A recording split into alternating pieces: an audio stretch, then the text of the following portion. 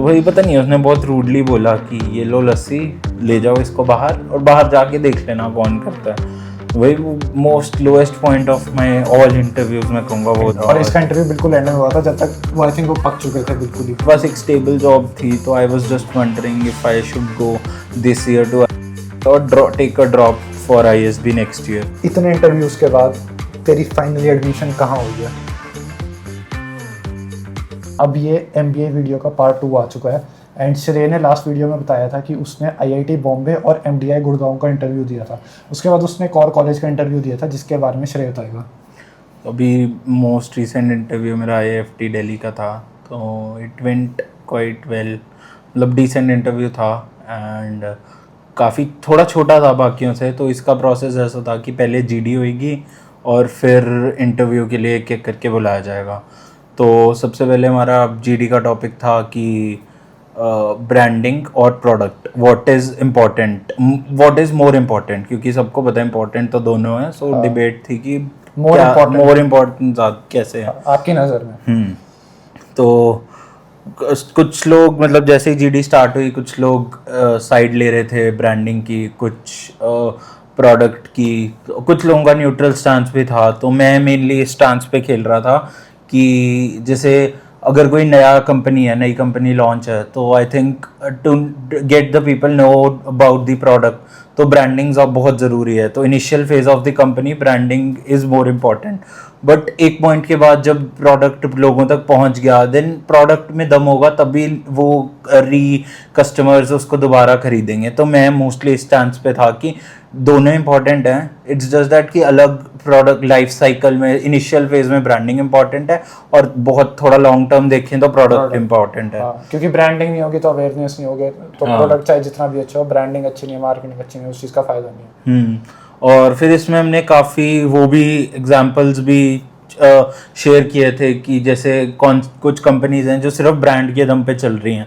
इस केस जैसे एक वो तुम्हारा वो कॉलेज है, कौन सा है वो जिसकी ऐड बड़ी आती है, जो रणवीर अलाहाबादिया के पॉडकास्ट पे भी आया है, मास्टर्स यूनियन। वो आई थिंक ब्रांडिंग के दम पे ज़्यादा, आई थिंक उनका प्रोडक्ट इतना अच्छा नहीं है, क्योंकि मैंने गूगल पे रिव्यूज़ देखे उस कॉलेजेस के एंड बहुत ही गंदे रिव्यूज़ हैं उस कॉलेजेस के। हाँ, मतलब उसका कॉलेज का ऐसा है कि बहुत कंट्रास्टिंग रिव्यूज़ मिलेंगे तुम्हें, या तो बहुत अच्छे रिव्यूज़ मिलेंगे या बहुत खराब पेड भी होता है। मैं तो गाइस मैं डिजिटल मार्केटिंग नीश में हूँ, तो मुझे पता लग जाता है रिव्यूज़ देख के कि कौन से पेड होते हैं, कौन से बॉट वाले होते हैं, कौन से नहीं होते। तो अब जैसे लाइक एग्जांपल मेजरली ये थे, जैसे ब्रांड्स हो गए, मैगी वगैरह ब्रांड हो गया, कोका कोला ब्रांड हो गया। ये मतलब मैगी की ऐसी पोजीशनिंग है कि नॉस्टैल्जिया वाली चीज़, और मतलब उन्होंने मेमोरीज वगैरह पे खेला है। ऐसे ही कोका कोला ने फ्रेंड हो गई, फेविकॉल, और मतलब कोका कोला ने भी फ्रेंडशिप को खेला है। तो इन्होंने अपनी ब्रांड ही ऐसी बनाई है टू रेजोनेट करने के लिए। अब कुछ कंपनीज हैं जो इतना ब्रांडिंग नहीं करती, जैसे फरारी वगैरह, मतलब उन्हें ज़रूरत नहीं है क्योंकि उनका प्रोडक्ट ही उनका अच्छा है। तो वही कंट्रास्टिंग चीज़ें हम कंपेयर कर रहे थे कि एग्जाम्पल्स के साथ। तो आई थिंक GD काफ़ी अच्छी रही थी हमारी। उसके बाद इंटरव्यू के लिए बुलाया था हमें एक एक करके, तो मेरा इंटरव्यू आया था। तो मेरे से क्रिकेट के भी क्वेश्चंस पूछे, मेरे से मतलब काफ़ी क्वेश्चंस पूछे। जैसे IIFT Indian institute of foreign trade, तो इसका मेनली ट्रेड रिलेटेड वो है, नीश है इसका।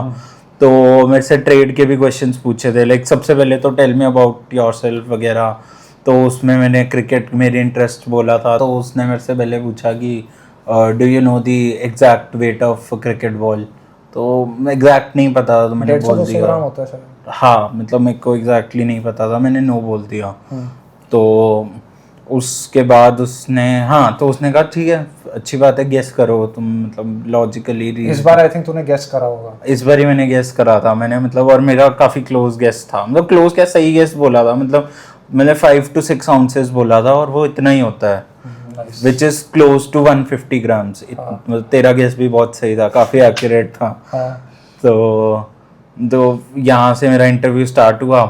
फिर बाकी जनरल क्वेश्चन मेरे बारे में थे। फिर उन्होंने पूछा था कि how does technology help in trade. तो इसमें मैं थोड़ा सा पजल हो गया था एक बार को। तो मतलब मैंने थोड़ा टाइम लिया, 10 सेकंड 20 सेकंड 10-15 सेकंड लिए होंगे, और कूल रखिए सोचने के लिए। तो इंडिया का मेरे को जो सबसे बड़ा यूएसपी लगा वो लगा यूपीआई सिस्टम हमारा, कि भाई मतलब यूएस वगैरह में अभी भी मतलब इतनी क्विकली तुम किसी को ट्रांजैक्शंस नहीं कर सकते वहाँ पे, मतलब स्विफ्ट वगैरह उनका प्रॉपर तरीका है, जितना इजीली हम बस सब्जी वाले या किसी से भी स्कैन करके पेमेंट कर देते हैं। तो मैंने बताया कि टेक्नोलॉजी ऐसे इतना ट्रेडिंग एग्जांपल अच्छा था काफी, कि ईज ऑफ ट्रेड में वगैरह में हेल्प कर देता है। हाँ। तो उसके बाद उसने बोला और, तो मतलब फिर मैंने थोड़े 10 सेकंड लिए, मेरे दिमाग में कुछ आया नहीं, तो उसने खुद ही एग्जांपल ले दिया कि क्रिप्टो करेंसी, ब्लॉकचेन। सर ने मतलब सर भी अच्छे थे आईएफटी के। इस बार इंटरव्यूज का मूड अच्छा था इनका जेन्युइनली, मतलब प्रोफेसर्स भी अच्छे थे, तो उन्होंने खुद ही मेरे को। और ऐसा था तेरा पहले हुआ था इंटरव्यू जैसे लास्ट में हुआ था, तो किस टाइम हुआ था? मैं कहूँगा कि बीच कह सकते हैं, लाइक 7 लोग थे, 5th नंबर पे था। अच्छा तो 5th नंबर पे, तो not exactly in the last, not exactly in the middle, but second half में ही था। ठीक है। तो इस बार भी अच्छे थे, लाइक उन्होंने, मैं 10-20 सेकंड 10-15 सेकंड सोच रहा था, तो उन्होंने खुद ही मेरे को बता दिया क्रिप्टो करेंसी, ब्लॉकचेन, इस पे क्या वो है तुम्हारा, क्योंकि ये भी टेक्नोलॉजी ड्रिवन ही है। हाँ, एंड आजकल मैंने कुछ वेबसाइट्स में देखा आप बिटकॉइन के थ्रू पेमेंट कर सकते हो, इतने बिटकॉइन होते हैं, तो वो भी एक तरीके से बढ़िया एग्जांपल। तो मैंने वही सर को अप्रिशिएट किया कि thank you sir, yes this is a very good point. फिर मैंने एक्सप्लेन किया कि क्रिप्टो करेंसी, ब्लॉकचेन क्या होता है, क्योंकि एक्चुअल में पता तो था ही, बस उस टाइम क्लिक नहीं किया, वो सर ने हेल्प कर दी। तो वो पार्ट भी थोड़ा डिसेंट निकल गया। अब अच्छा बुरा ये तो आप ही बताओगे कमेंट्स में कि, बट उसके बाद 3 प्रोफेसर्स थे मेनली, 2 मेल 1 फीमेल। तो ये फर्स्ट क्रिकेट वाला बॉल वाला पार्ट फीमेल ने पूछा था, देन ये वाला ट्रेड वाला मेल प्रोफेसर थे जो फर्स्ट उन्होंने पूछा था, देन एक और सेकंड मेल प्रोफेसर थे, तो उन्होंने ऐसा सा पूछा था, लाइक हमारे लाइक 4 क्वेश्चंस होते हैं, emotional question, intelligent question, spiritual question और EQ, IQ और फिजिकल क्वेश्चन। तो उन्होंने कहा 4 में से कौन से सबसे ज़्यादा इम्पोर्टेंट है, तो इमोशनल मेरे को मतलब ठीक है, सबका अलग अलग आंसर हो सकता है, जस्ट दैट तुम अपना आंसर जस्टिफाई कैसे करते हो। तो उस टाइम मैंने बोला था कि physical question is most important, क्योंकि अगर physical question directly relates to your health वगैरह, तो मेरा पॉइंट ये था कि अगर हेल्थ तुम्हारी सही होगी तभी तुम बाकी 3 क्वेश्चंस को इफेक्टिवली यूटिलाइज कर पाओगे अपनी लाइफ में। तो मतलब उनको ये आंसर मेरा अच्छा लगा, बट उन्होंने जनरली हेल्थ को देखते हुए पूछ लिया कि तुम क्या कर रहे हो इसके बारे में। तो वहाँ मैं थोड़ा बैकफुट, सर 3 साल से तैयारी कर रहा हूँ कैटेगरी, वहाँ में मैं थोड़ा सा बैकफुट पे आ गया, और मतलब मुझे लगा ओहो ये तो पर्सनल अटैक कर दिया सर ने, पर मुझे लग रहा है वो मेरा शायद टेम्परामेंट ही चेक कर रहे थे। तो और तूने स्माइल कर दिया होगा। मैं स्माइल, हाँ मैं टेकन अबैक हो गया, पर मैं हाँ एक बार तो मुझे हंसी आ गई थी जेन्युइनली। नहीं बढ़िया हंस दिया, शुक्र है मुंह नहीं बनाया, वरना वो चीज़ भी पॉइंट इंटरव्यू में नोट होते हैं। और जेन्युइनली मैं कर भी रहा था, जैसे तुझे तो पता ही है कि कैट से पहले मैं जिम नहीं जा रहा था, कैट के बाद मैंने जिम मेंबरशिप ली और मैं गया भी हूँ काफ़ी टाइम, तो अब थोड़ा सा छूट गया लास्ट के दिनों में। पेपर की टेंशन ही बहुत हो जाती है, गाइस इंटरव्यू वगैरह पता ही आपको। तो मैंने सर को ये बताया कि मैं कैट तक तो नहीं गया था जिम, बट कैट के बाद मैंने जिम जाना शुरू किया रेगुलरली, और मैंने थोड़ा सा उनको इंटरमिटेंट फास्टिंग के बारे में बताया कि मैंने शुरू किया है। वो फिर एक लेवल और गए, कहते इज इट हेल्पिंग यू, तो मैंने कहा हाँ sir, the results are slow because I still need to make some lifestyle changes, because क्योंकि भैया यार ऑनेस्ट आंसर है, क्योंकि मतलब मैं ऑनेस्टी देखते हैं, और मैं बाहर का तो खा ही रहा हूँ, मतलब इवन वीकेंड पे हो ही जाता है यार, मतलब फ्रेंड्स के साथ सर्कल भी, मतलब और थोड़ा सा बंदे को निकलना भी चाहिए घर से, तो वीकेंड पे तो हो जाता है जंक का। तो मैंने यही बोला कि मेरा थोड़ा कॉन्टेक्स्ट दे देता हूँ गाइस। श्रेय अभी जिस कंपनी में नौकरी कर रहा है, तो जनरली चंडीगढ़ में हम जनरली जब प्लेसमेंट होती है तो आपकी बढ़िया टेक बैकग्राउंड में हो तो गुड़गांव, बैंगलोर, हैदराबाद यहाँ होती है, बट श्रेय की किस्मत ऐसी निकली कि उसको चंडीगढ़ के आसपास ही जॉब मिल गई, तो 2 साल से वो घर के पास ही जॉब कर रहा है, तो वीकेंड ही होता है थोड़ा निकलने के लिए उसके। तो अब घर पे जॉब लगे, अब गाइस ये भी आप ही बताओ कि अच्छी बात है आपके हिसाब से या बुरी बात है, मतलब इसका प्लस और माइनस तो ये है कि सबसे पहले प्लस में देखो तो तुम फैमिली के पास रहते हो, फैमिली के नज़दीक रहते हो, तो सेविंग्स भी तुम्हारी नॉर्मल से ज़्यादा होती है, काफ़ी ज़्यादा हो जाता रेंट वगैरह उसमें रेंट वगैरह नहीं देना, ऑल्दो मैं अपने घर पे दे रहा था बीच बीच में rent. But on the negative side वही जो तुम as a youngster exposure expect करते हो कि तुम काफ़ी चीज़ें सीखते हो बाहर रह के, उस पर तुम मिस आउट करते हो, थोड़ी सोशल लाइफ कम होती है। तो इट्स ऑल अबाउट मतलब तो वो अपनी पर्सनल प्रेफरेंसेस हैं, तो आप अपना कमेंट करके बता सकते हैं कि क्या आपकी पर्सनल प्रेफरेंसेस हैं कि घर वालों के पास रह के बढ़िया थोड़ा कम पैकेज पे या ठीक से पैकेज पे या बाहर जाके एक्सपोजर लेना चाहोगे बढ़िया पैकेज पर, घर वाले आपके साथ बिल्कुल नहीं होंगे, और फैमिली की रिस्पॉन्सिबिलिटी भी आपकी ही है at the end of the day. वही है, मतलब ये छोटा था AFT का, लाइक काफ़ी छोटा इंटरव्यू था, आई वुडंट से 10 मिनट्स भी चला होगा, बट काफ़ी बढ़िया गया इंटरव्यू, बाकी सब मतलब पुराने इंटरव्यूज से तो हाँ मतलब बाकियों से बेटर आई वुड से। इसमें भी जैसे अब मैं बता रहा हूँ कि थोड़े हिकअप्स आए थे वो ट्रेड रिलेटेड, और ये लास्ट वाला भी बहुत सब्जेक्टिव आंसर है ना, मैं अपने हिसाब से दे रहा हूँ आंसर, उनको पसंद आ रहा है नहीं आ रहा, तो यही था। अच्छा, अब एक मेरे को इंटरव्यू की कहानी बताओ, वो लस्सी वाले पैकेट वाली जो वो कौन से इंटरव्यू की? वो FMS का इंटरव्यू था, एक FMS का भी इंटरव्यू हुआ था, तो वो तो बहुत लाइक ग्रिलिंग था, बहुत बहुत ज़्यादा ही ग्रिलिंग था वो तो, मतलब स्टार्टिंग से लेकर ही हसीना आई ना, मेरा नाम बदल देना। हाँ, तो स्टार्टिंग में गया तो मतलब दे जस्ट आस्क्ड कि आर यू वर्किंग, और इसका इंटरव्यू बिल्कुल एंड में हुआ था जब तक वो आई थिंक वो पक चुके थे बिल्कुल ही। हाँ मतलब वो मेरा सेकंड लास्ट था, एंड उसमें 12 बच्चे थे उनके पास, और 12 बच्चे एक स्लॉट में थे, एंड दिन में 3 स्लॉट्स थे, तो मेरा सेकंड स्लॉट था, और सेकंड स्लॉट का मैं सेकंड लास्ट स्टूडेंट था। मैंने इसमें डिबेट हो रही थी कि क्या इंपॉर्टेंट है वो मतलब वो डिबेट नहीं हो रही थी, उन्होंने मेरे से ही पूछा तुम्हारे हिसाब मतलब पीपल वर्सेस प्रोसेसेस, तो मैंने एक्सटेम्परी तो 1 मिनट का होता है, उसमें मैंने दोनों को डिफाइन कर दिया और दोनों की अपनी अपनी इंपॉर्टेंस बता दी, बट वो छूटता ही लाइक कहते कि क्या ज़्यादा इम्पोर्टेंट है, तो फर्स्ट आंसर तो मेरा छूटता ही यही था कि भाई दोनों इम्पोर्टेंट हैं, कि दोनों अपना अपना काम करते हैं, दोनों इम्पोर्टेंट है। तो वो ऐसे थोड़ा हंसने लग गए, ये तो तुम लॉयर वाला आंसर दे रहे हो कि भाई डिप्लोमेटिक बन रहे हो, तो उन्होंने पूछा क्या ज़्यादा इम्पोर्टेंट है, चलो दोबारा पूछते हैं हम तुमसे, फिर तुमने दोबारा नहीं फिर मैंने इस बार ही बोल दिया कि people are more important, because अगर प्रोसेस बना, हाँ पीपल, एक्चुअली मैंने यही बोला था, people are the ones who make processes, कि अगर मैं कुछ फेल भी हो गया और मेरे पास राइट लोग हैं तो आई एम श्योर वो राइट लोग किसी और चीज़ का भी सही प्रोसेस बना सकते हैं, and that idea can succeed also, तो मेरा ये पॉइंट था। ये तो अच्छा आंसर था। तो फिर इससे थोड़ा मतलब मैंने अपने वर्क एक्स का एग्जांपल दिया, और तो वहाँ से बात हुई, तो वैसे ही मतलब थोड़ा 1 मिनट का साइलेंस था, तो मैंने वैसे ही बोल दिया कि मेरे को वर्क प्लेस पे ये XYZ अवार्ड मिला हुआ है कुछ टाइम पहले, तो पता नहीं वहाँ से उनको क्या मिला, कहते अच्छा चलो अपने अवार्ड के बारे में नहीं, आप हमें बताओ नेशनल लेवल पे कौन कौन से अवार्ड्स मिलते हैं। तो भाई मैं मतलब ये तो कम्प्लीटली गूगली थी मेरे लिए, क्योंकि जब हम इंटरव्यू की तैयारी करते हैं हम अपने स्पेस के अराउंड, मैं टेक से था, टेक की तैयारी करी, मेरा इंजीनियरिंग इलेक्ट्रॉनिक्स में मैंने वहाँ की तैयारी करी, या थोड़ी केस स्टडीज हो, और जीके भी हम मतलब जो आसपास चल रहा होता है जियोपॉलिटिक्स वगैरह उसकी तैयारी करते हैं।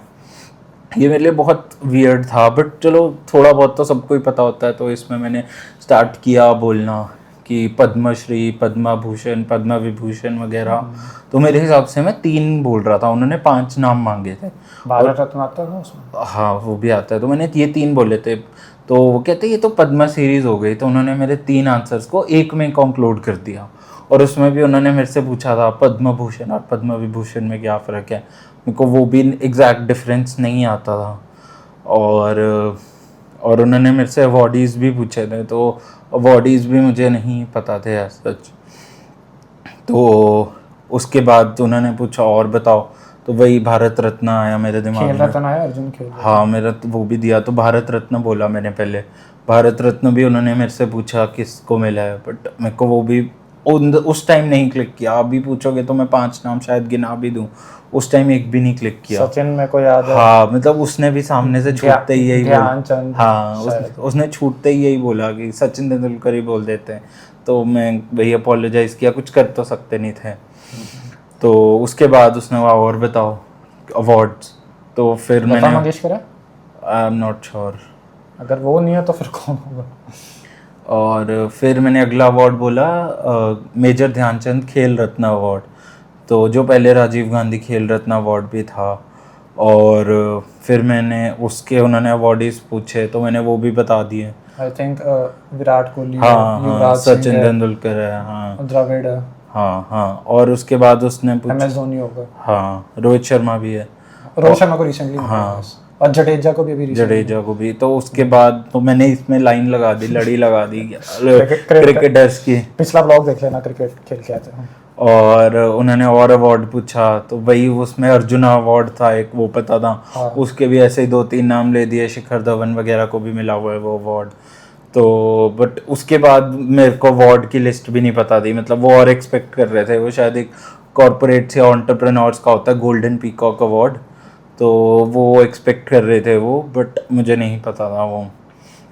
तो ये फेज़ मैं आजकल तो वो अवार्ड भी आ गया जो मोदी जी क्रिएटर्स को देते हैं। हाँ, तो अब ये फेज़ मैं अच्छा तो नहीं बोलूँगा इसको। लास्ट में उन्होंने फिर एक और गुगली फेंक दी लास्ट में वहाँ पे ना, मतलब जैसे प्रोफेसर्स हैं तो खाना, मतलब तो भी थोड़े स्नैक्स पड़े हुए थे, तो एक प्रोफेसर को अमूल की जो मस्ती आती है ना, ग्रीन कलर वाली जो लस्सी होती है वो पड़ी हुई थी। तो उन्होंने मेरे से पूछ लिया कि ये देख रहे हो व्हाट इज़ लाइक इसको कौन मैन्युफैक्चर करता है, तो मैंने बता दिया कि अमूल की है, मस्ट बी अमूल ओनली। मतलब मेरे को भी 100% नहीं था, बट मैंने बस मोस्ट ऑब्वियस गेस मारा कि अमूल की लस्सी है तो अमूल ही मैन्युफैक्चर करता होगा। मैंने अमूल के बारे में भी बताया, how it is a cooperation कि Anand milk union limited, how it is a union of farmers and dairy farmers basically, कि वो इकट्ठे आके कॉन्ग्लोमेरेट है, वो सोर्स करते हैं विलेजेस से दूध एंड वो उसको मैन्युफैक्चर या मार्केट करते हैं। बट उन्होंने कहा कि ये उठाओ पैकेट और चेक करो किस कौन करता है मैन्युफैक्चर। और मैंने वो पैकेट उठाया, उस पर डायरेक्टली लिखा नहीं था मैन्युफैक्चर्ड बाय, सो एक QR कोड था उस पर, और उस पर लिखा था कि to know more about manufacturing information you scan this QR code. तो मैंने यही बोल दिया कि सर ये तो दिस इज़ कि we need to scan the QR code तभी पता चलेगा। तो भाई पता नहीं उसने बहुत रूडली बोला कि ये लो लस्सी, ले जाओ इसको बाहर और बाहर जाके देख लेना कौन करता है। वही most lowest point of my all interviews में कहूँगा वो इंटरव्यू खत्म उसके बाद मैं लस्सी लेके बाहर आ गया। बाहर मैंने स्कैन किया तो कुछ गुजरात डेयरी लिमिटेड था, तो मतलब पता नहीं, मतलब इतने रूड भी होते हैं इंटरव्यू। हाँ मतलब I don't know how I was why I was supposed to know this thing और why I was supposed to know awards वाला भी। इतने इंटरव्यूज के बाद तेरी फाइनली एडमिशन कहाँ हुई है? मैं गाइस IFT दिल्ली ज्वाइन कर रहा हूँ, batch of 27 international business program है उनका। लास्ट वीक ऑफ मई में उनका रिजल्ट आया था, I think second last week of May में रिजल्ट आया था। एंड मतलब उस टाइम तो बहुत खुश हुआ था, तो वही सेटिस्फैक्शन भी हुई होगी। सेटिस्फैक्शन हुई थी कि हाँ मतलब इतने दिन, एक साल जिसकी तैयारी करी पहले, लाइक 4-5 मंथ्स कैट की तैयारी करी, देन अनदर 4-5 मंथ्स इंटरव्यूज की तैयारी करी, तो it is a very thorough process of like 8 to 10 months। तो सेटिस्फैक्शन तो हुई थी। थोड़ी कंफ्यूजन बता, जैसे तेरे को हो रही थी जॉब और उसके बीच में कि मैं जॉब करूं या अगले साल ISB में जाऊं। तो वही था, like IFT is a very good college, मतलब I am very proud to go to IFT, but it is मतलब कुछ लोग कहेंगे टॉप 10 कॉलेजेस में है इन कंट्री के, कुछ कहेंगे टॉप 15 कॉलेजेस में है, दैट इज़ वेरी डिबेटेबल। पर मतलब ISB इज सम कॉलेज जो शायद सब लोग अग्री करें कि इंडिया के टॉप 5 भी स्कूल्स में से है। तो मेरे पास एक स्टेबल जॉब थी, तो I was just wondering if I should go this year to IFT और take a drop for ISB next year. तो मतलब काफ़ी लोगों से बात करी, तो आई थिंक इस प्रोसेस में महीने से ज़्यादा लगा और कन्फ्यूजन बहुत हुई थी श्रेय को। तो हाँ मतलब किसी को भी होगी, क्योंकि बहुत बड़ा डिसीजन है, MBA तुम एक ही बार करते हो लाइफ में। तो ठीक है, ISB is definitely a better school, but 1 in hand versus 2 in the bush वाली बात थी। एंड इस साल तो ये मिल ही रहा है, अगले साल क्या पता इतनी परसेंटाइल भी नहीं आती, 99.69 एंड उसके अलावा IAS भी शायद इंटरव्यू अच्छा ना होता, वो 13 दिन ना होता, जबकि यहाँ मिल रही है। आई थिंक बहुत ही वाइज डिसीजन है। IFT is also very good school, it is not at all a bad school. तो अगर अच्छे से कार्ड्स प्ले हुए, अच्छे से मतलब मेहनत करी यहाँ पे, तो यहाँ पे भी बहुत अच्छा कर सकता हूँ मैं। मतलब इस व्लॉग के लिए इतना ही रखते हैं। एंड तो थर्ड व्लॉग में श्रेय जैसे कंपनी छोड़ रहा है, उसका एक्सपीरियंस वगैरह वो सब मैं अभी बता नहीं सकता, कितना स्मूथ प्रोसेस था कितना नहीं था, वो थर्ड व्लॉग के लिए। अगर इस व्लॉग पे आ गए 1 लाख व्यूज से ज़्यादा, ठीक है guys. So all the best श्रेय, अब MBA करेगा। अभी 2 साल हमारे साथ यहीं था, कॉलेज भी यहीं पर हुआ 6-7 साल, और कज़न है बेसिकली, मेरा भाई है ये मेरा, तो हम मिलते रहते थे। अब ये इतनी दूर रहेगा इतने टाइम, कोई नहीं, अब तू दिल्ली आ जाइए, बहाना मिल गया गुड़गांव आने का, तो जाऊँगा मैं भी। Okay bye.